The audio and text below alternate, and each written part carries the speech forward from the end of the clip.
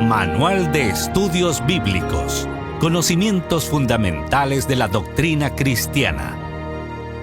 Lección número 57. Sacrificios por el pecado.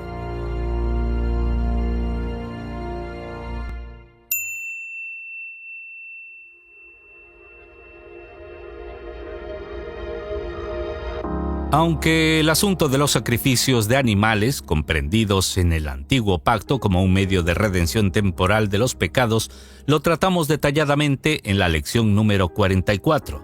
No obstante, en este caso tomaremos en consideración las referencias más esenciales relacionadas con el mismo. En Levítico capítulo 6, versículos del 1 al 4, 6 y 7, declara que Jehová habló a Moisés y le dijo: Cuando una persona pecare e hiciere prevaricación contra Jehová y negare a su prójimo lo encomendado o dejado en su mano, o bien robare o calumniare a su prójimo, o sea que hallando lo perdido después lo negare y jurare en falso, en alguna de todas aquellas cosas en que suele pecar el hombre, entonces será que puesto habrá pecado y ofendido. Restituirá aquello que robó, o por lo que el daño de la calumnia o el depósito que se le encomendó o lo perdido que halló, y por su expiación traerá a Jehová un carnero sin tacha de los rebaños, conforme a tu estimación, al sacerdote para la expiación, y el sacerdote hará expiación por él delante de Jehová, y obtendrá perdón de cualquiera de todas las cosas en que suele ofender. En otra porción del mismo libro, Moisés describe el orden de los detalles dados por Dios en relación con estos sacrificios de animales, donde hace clara alusión acerca de los sacrificios por la culpa, además de los que se hacían por el pecado, y le ordena degollar el cordero en el lugar donde degüellan la víctima por el pecado y el holocausto, en el lugar del santuario, y dice que, como la víctima por el pecado, así también la víctima por la culpa es del sacerdote, es cosa muy sagrada. Tomará el sacerdote de la sangre de la víctima por la culpa y pondrá el sacerdote sobre la ternilla de la oreja derecha del que se purifica, y sobre el pulgar de su mano derecha, y sobre el pulgar de su pie derecho. Levítico capítulo 14, versículos 13 y 14.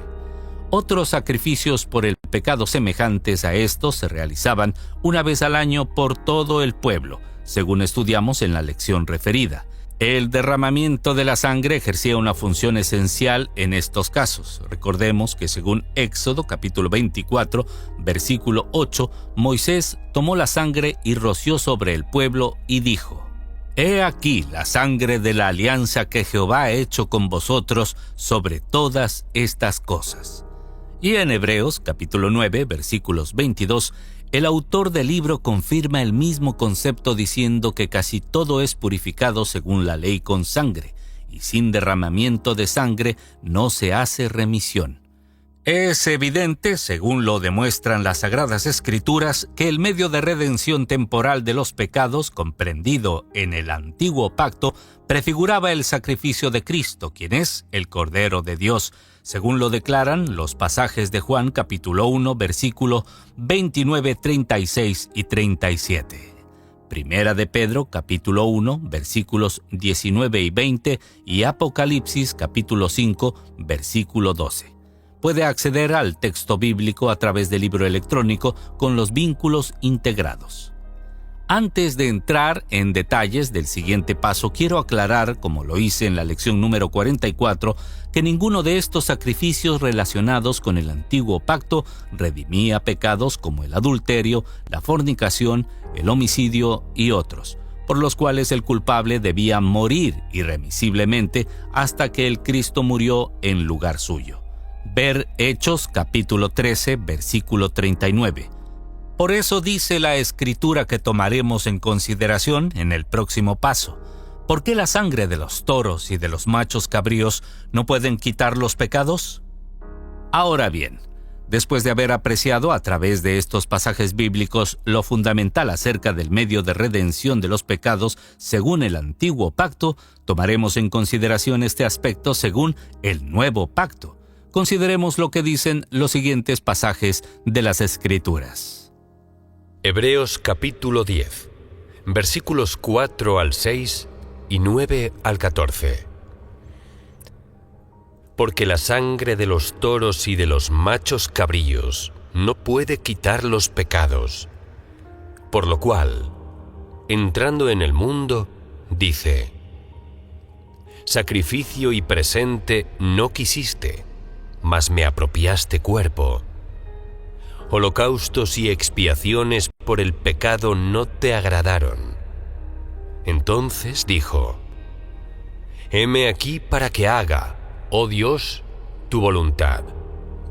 Quita lo primero, para establecer lo postrero, en la cual voluntad somos santificados por la ofrenda del cuerpo de Jesucristo, hecha una sola vez. Así que todo sacerdote se presenta cada día, ministrando y ofreciendo muchas veces los mismos sacrificios, que nunca pueden quitar los pecados. Pero éste, habiendo ofrecido por los pecados un solo sacrificio para siempre, está sentado a la diestra de Dios, esperando lo que resta, hasta que sus enemigos sean puestos por estrado de sus pies. Porque con una sola ofrenda hizo perfectos para siempre a los santificados. Mateo capítulo 26, versículos 27 y 28. Y tomando el vaso, y hechas gracias, les dio, diciendo: bebed de él todos, porque esto es mi sangre del nuevo pacto, la cual es derramada por muchos para remisión de los pecados. Este último pasaje de las Escrituras relacionado con el nuevo pacto hace clara alusión al sacrificio de Cristo en la cruz, donde derramó su sangre para la expiación de nuestros pecados, según los pasajes bíblicos de 1 de Juan capítulo 1, versículo 7, Efesios capítulo 1, versículo 7 y Romanos capítulo 5, versículo 9. Puede acceder al texto bíblico a través del libro electrónico. Consideremos ahora lo que nos dice el pasaje siguiente. Juan capítulo 14, versículo 6. Yo soy el camino, y la verdad, y la vida. Nadie viene al Padre, sino por mí.